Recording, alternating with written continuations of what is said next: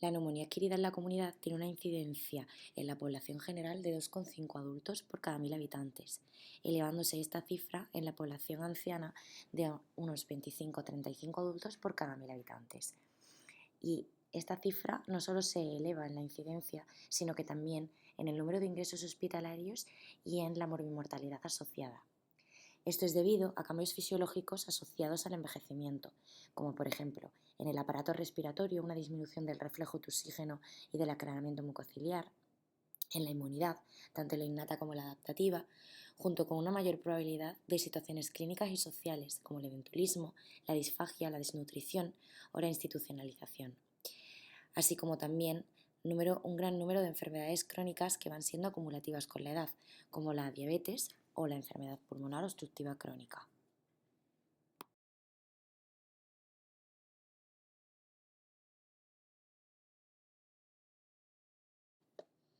Este es un estudio muy interesante que hemos encontrado sobre la incidencia de hospitalización por neumonía adquirida en la comunidad en Estados Unidos, de manera que podamos ver el impacto que esta enfermedad produce. Aquí se registraron una estimación de más de 1,5 millones de hospitalizaciones anuales. Comentaban que aproximadamente 100.000 pacientes morirían en esta hospitalización y que 1 de cada 3 adultos morirán al año siguiente de la hospitalización por una neumonía adquirida en la comunidad. Ahí, en esta gráfica de vuestra izquierda, vemos cómo aumenta exponencialmente la incidencia de hospitalización por neumonía a partir de los 65 años. Y con respecto a las comorbilidades más frecuentemente asociadas en el número de hospitalizaciones por neumonía, destacaban con una gran diferencia la enfermedad pulmonar obstructiva crónica.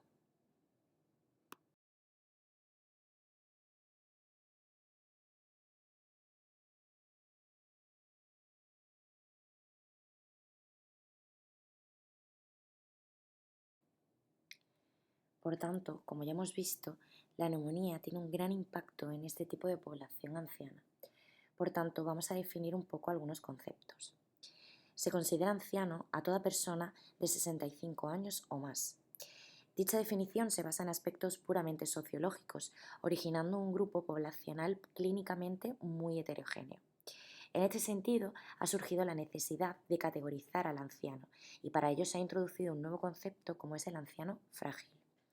De cara a la toma de decisiones clínicas y la planificación de los cuidados, es importante identificar al paciente anciano frágil con neumonía, es decir, aquel con mayor probabilidad de sufrir resultados adversos. En este sentido, por tanto, dividiremos a esta población en dos grupos principalmente.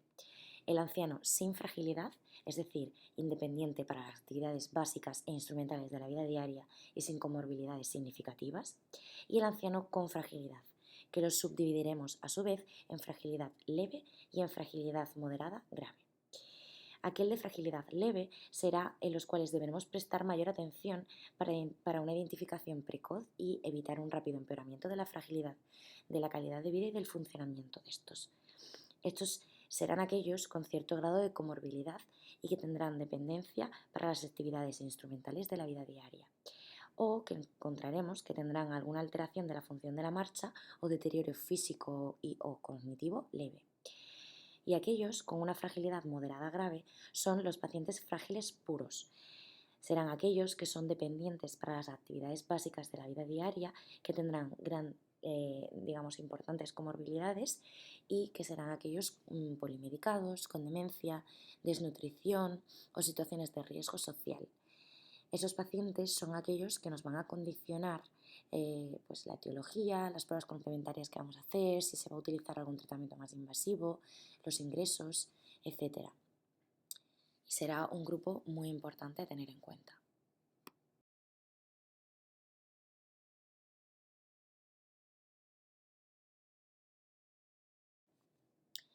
Este modelo del anciano que hemos comentado pretende cambiar el clásico modelo de atención unidimensional y centrado en el paciente agudo, que no reconocía las peculiaridades del envejecimiento y menospreciaba la situación funcional, cognitiva, social, así como la presencia de síndromes geriátricos. ¿Cómo categorizamos, por tanto, la fragilidad del anciano? Pues bueno, la mejor herramienta diagnóstica es la valoración geriátrica integral. Esto lo lleva a cabo un equipo interdisciplinar y valora numerosos campos para la categorización del anciano. Es una herramienta que difícilmente es aplicable en los servicios de urgencia, por lo que existen numerosos estudios en el campo de la geriatría que proponen una valoración geriátrica integral adaptada a las urgencias, donde se valoran unos ítems de manera más sintetizada que nos oriente a saber si nos encontramos ante un paciente frágil o no. Este es un poco el ejemplo que muestro en este cuadro, en esta diapositiva, donde hay algunos puntos que son claves y que está más sintetizado que digamos la valoración geriátrica integral de manera amplia y que nos puede orientar pues, rápidamente a si estamos ante un paciente frágil o no. Esto sería, por ejemplo, valorar la situación cognitiva mediante un Six Item Screener con las preguntas que encontramos y sabiendo que estará en riesgo si presenta 3 o más errores.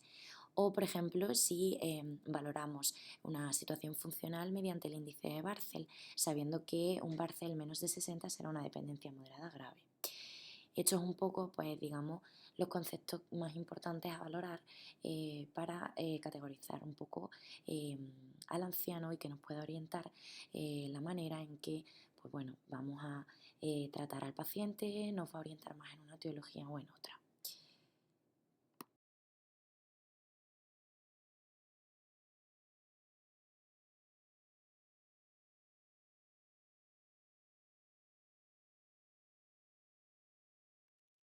La etiología de la neumonía adquirida en la comunidad en el anciano está condicionada por diversos aspectos, como son la comorbilidad, la situación funcional basal, la gravedad del episodio agudo, los tratamientos antimicrobianos recibidos, el contacto con el sistema hospitalario o el lugar de residencia, en especial los pacientes institucionalizados.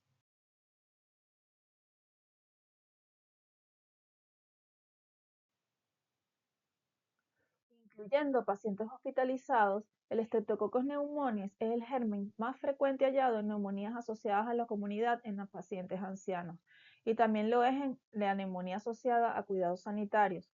El porcentaje de bacilos multiresistentes en estos pacientes es bajo. En neumonía asociada a cuidados sanitarios se ha visto un aumento del Staphylococcus aureus resistente a la meticilina y de Pseudomonas. Sin embargo, las enterobacterias han sido halladas en igual incidencia en estudios en ambos grupos. Factores independientes de aislamiento de bacilos multiresistentes, los más importantes son vivir en una residencia y hospitalización en los últimos 90 días.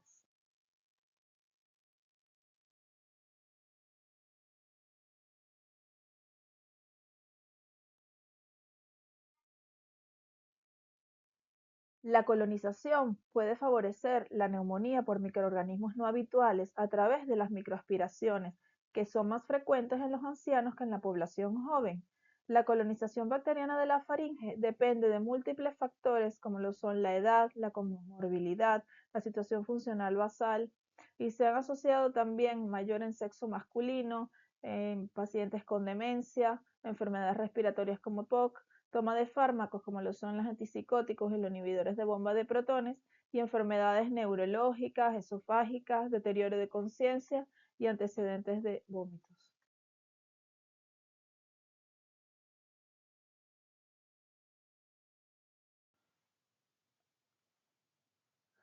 Se ha demostrado un porcentaje elevado de microaspiraciones orofaringeas silentes en los ancianos con neumonía adquirida en la comunidad, evidenciándose hasta en la mitad de los ancianos hospitalizados por neumonía.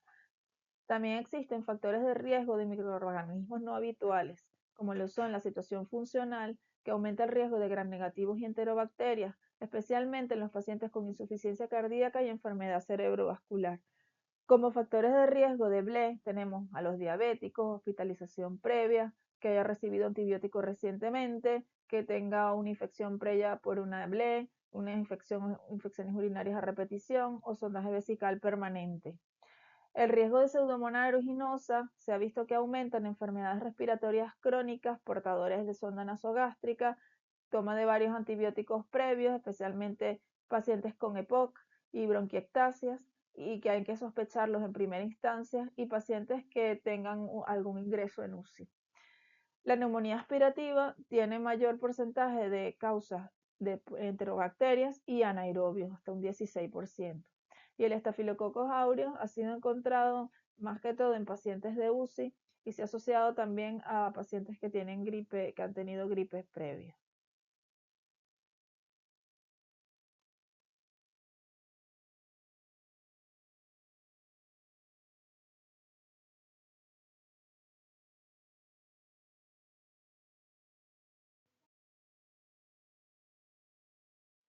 El diagnóstico clínico de la neumonía es complejo en el anciano. Los síntomas clásicos de la neumonía suelen ser menos frecuentes que en los pacientes adultos y más jóvenes, siendo esto más común en los pacientes institucionalizados.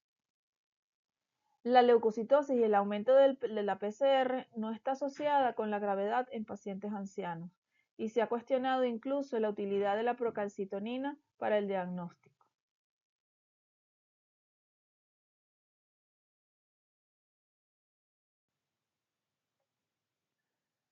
En cuanto al diagnóstico microbiológico de los hemocultivos, debido a la tipicidad clínica del anciano, tienen un porcentaje de detección entre el 5 al 14%. Están recomendados en pacientes que tienen neumonía adquirida en la comunidad grave o pacientes que requieran tratamientos empíricos de Staphylococcus aureus resistente a la meticilina, pseudomonas, infección previa u hospitalización en los 90 días previos.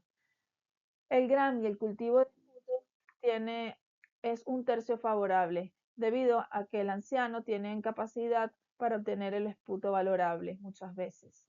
Y se han encontrado en esputo una mayor colonización de gram negativos y Staphylococcus aureus, además de gérmenes multiresistentes. En cuanto a la detección de antígenos urinarios, en este caso Legionella y Streptococcus pneumoniae, tienen una sensibilidad del 60% y especificidad del 90%. Tiene la desventaja de que el neumococo puede estar positivo hasta 3 meses después de haber padecido una infección.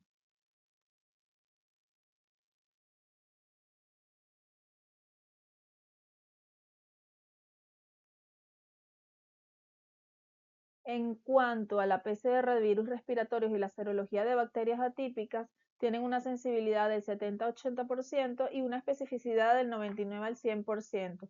Están recomendadas según la epidemiología del entorno y permiten distinguir entre bacterias y virus.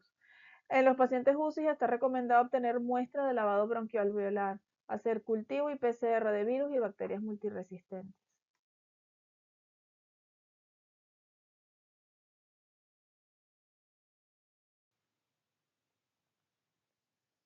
En cuanto a las pruebas de imagen, tenemos que la radiografía de tórax puede no evidenciar neumonía en un 30% en los ancianos.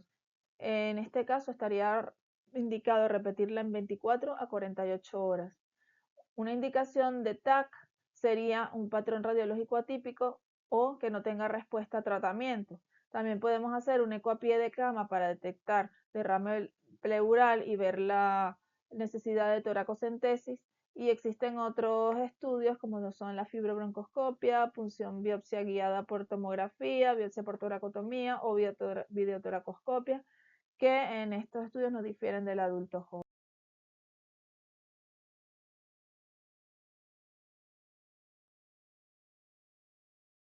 Entonces, es necesario realizar un estudio etiológico de la neumonía adquirida en la comunidad en el anciano, incluyendo virus y bacterias atípicas. Está recomendado en los pacientes que requieren hospitalización, los que tienen neumonía grave o una neumonía que no responde a tratamiento o sospecha de microorganismos resistentes.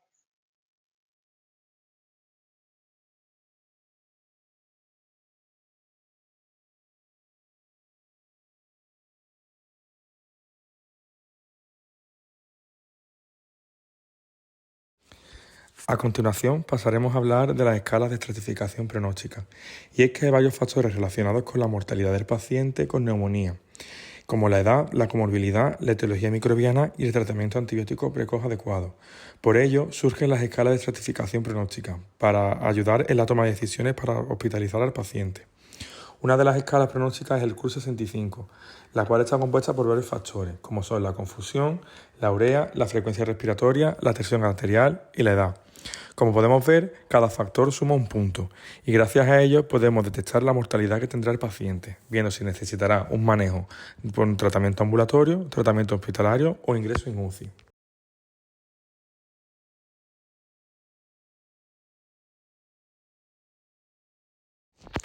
A continuación pasaremos a hablar de la escala PSI, que son las siglas de Pneumonia Severity Index.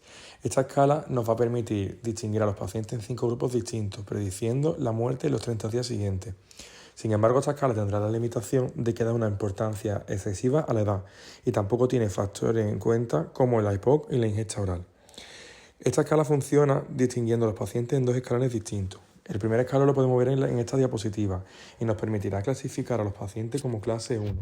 Si no se ajusta a los criterios de esta escala, pasarán al escalón 2, donde clasificaremos a los pacientes entre clase 2, 3, 4 o 5.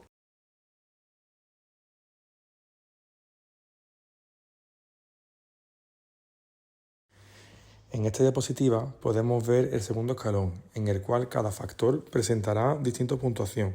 Al sumar el puntaje total, obtendremos distintas clases de pacientes, clasificándolo como 1, 2, 3, 4 o 5. Y cada clase poseerá una mortalidad distinta, siendo en la clase 5 una mortalidad del 29,2% a los 30 días.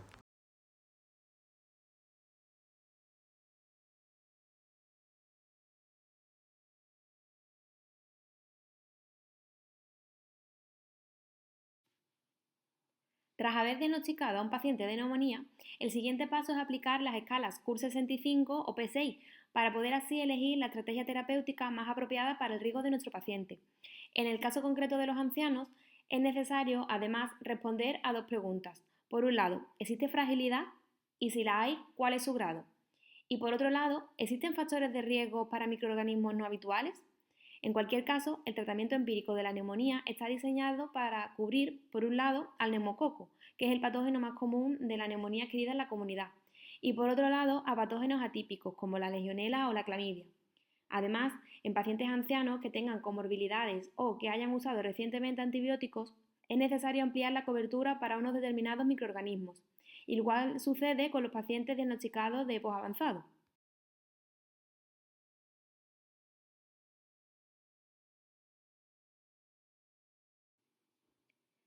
Hechas estas consideraciones, en pacientes de más de 65 años con un CUR65 de 1 se podrían considerar varias opciones.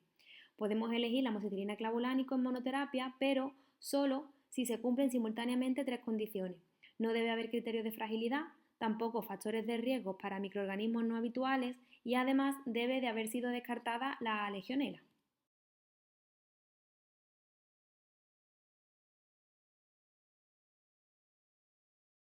Si no ha sido posible, pues ya podemos recurrir o bien a la combinación de un betalactámico con un macrólido o bien a la de una cefalosporina con un macrólido. Otra opción viable es la de usar una quinolona en monoterapia. Lo que no podemos usar en monoterapia son los macrólidos por la alta tasa de resistencias en nuestro medio.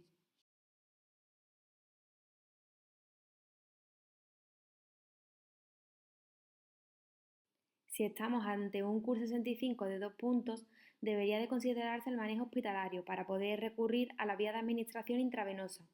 Se puede iniciar una quinolona en monoterapia o bien una cefalosporina de tercera generación asociada a un macrólido.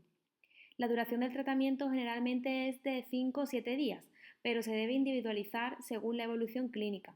La suspensión del antibiótico debe realizarse después de al menos 48 horas sin fiebre y sin signos de inestabilidad clínica.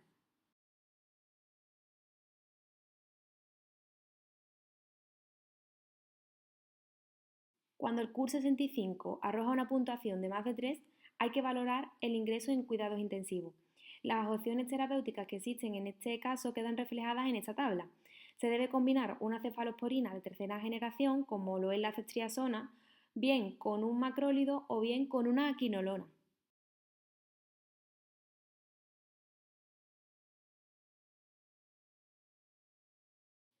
Hay que tener en cuenta algunas situaciones especiales que implican modificaciones en el tratamiento empírico estándar.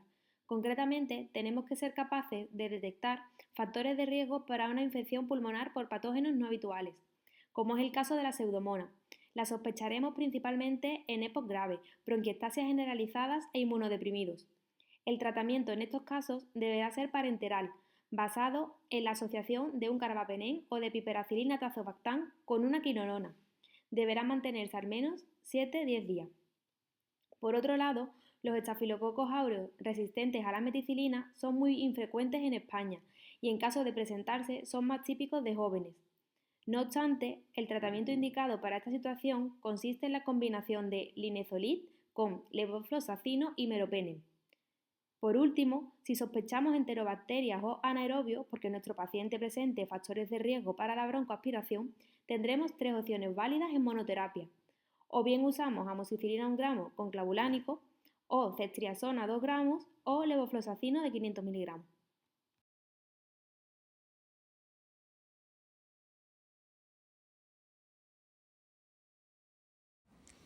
A continuación, seguiremos hablando del tratamiento concomitante. En primer lugar, es muy importante la oxigenoterapia en el paciente anciano con neumonía, ya que la hipoxemia es el factor de riesgo de mortalidad más prevalente en la neumonía adquirida en la comunidad en el anciano. Por otro lado, es muy importante evitar la depresión de volumen en el paciente anciano con neumonía, por lo que debemos hidratar a estos pacientes correctamente. Otro aspecto importante es el uso de heparina de bajo peso molecular para la profilaxis de trombosis venosa profunda en estos pacientes. Y por último, se ha demostrado que el uso precoz de corticoides acelera la resolución de los síntomas. Podemos usar bolus de desametasona de 5 mg durante 4 días o por otro lado prednisolona 40 mg al día vía oral durante 3 días.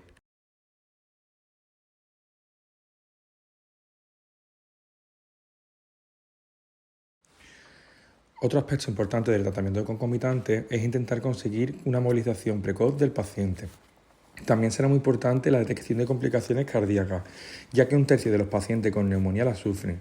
Lo que ocurre es que a veces estas complicaciones son difíciles de detectar, por lo tanto deberemos usar el proBNP, troponina y la creatinquinasa, y también considerar un uso precoz de ácido acetilsalicílico o estatina. Otro aspecto importante también serán las aspiraciones desde el ingreso, la prevención del reflujo gastroesofágico, una correcta higiene oral, la abstención tabáquica y por supuesto la vacunación de la gripe y del neumococo.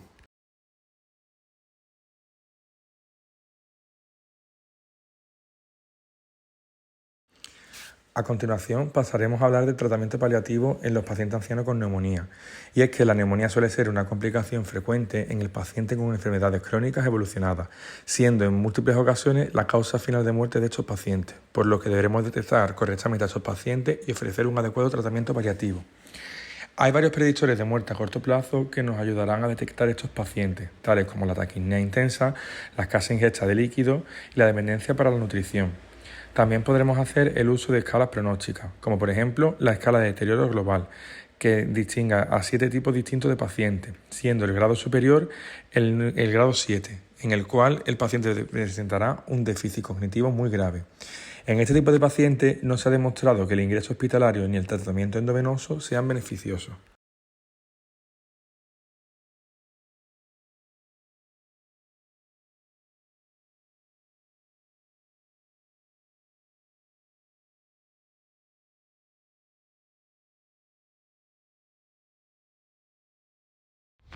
En este apartado veremos las distintas unidades que existen para el tratamiento del paciente anciano con neumonía adquirida en la comunidad, ya que tienen la ventaja de evitar las infecciones nosocomiales que pudieran surgir. En primer lugar, encontramos las unidades de observación y las unidades de corta estancia, las cuales son eficaces y seguras, pues permiten altas precoces y seguimiento posterior en los hospitales de día. Y por último, encontraremos las residencias de ancianos, en la cual se detecta la misma mortalidad en cuanto al tratamiento hospitalario que en estas residencias. Estas residencias serán recomendadas para el tratamiento en pacientes con gran deterioro funcional, como por ejemplo enfermedad de Alzheimer avanzada.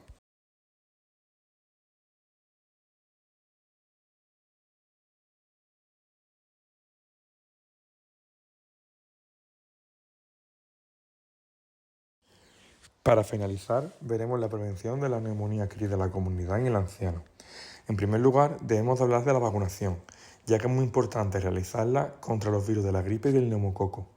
Dentro de las vacunas del neumococo, tenemos que destacar la vacuna conjugada, o VCN13, ya que esta vacuna genera memoria inmunológica más potente que la vacuna polisacárida y es la que está recomendada en pacientes inmunodeprimidos. Por otro lado, será muy importante la higiene dental, ya que se ha visto que hay una relación entre los patógenos respiratorios y el estado dental del paciente. Es importante evitar el reflujo gastroesofágico y por último será muy importante la movilización precoz, el tratamiento de la patología crónica, mejorar el estado nutricional y por último la abstinencia tabáquica.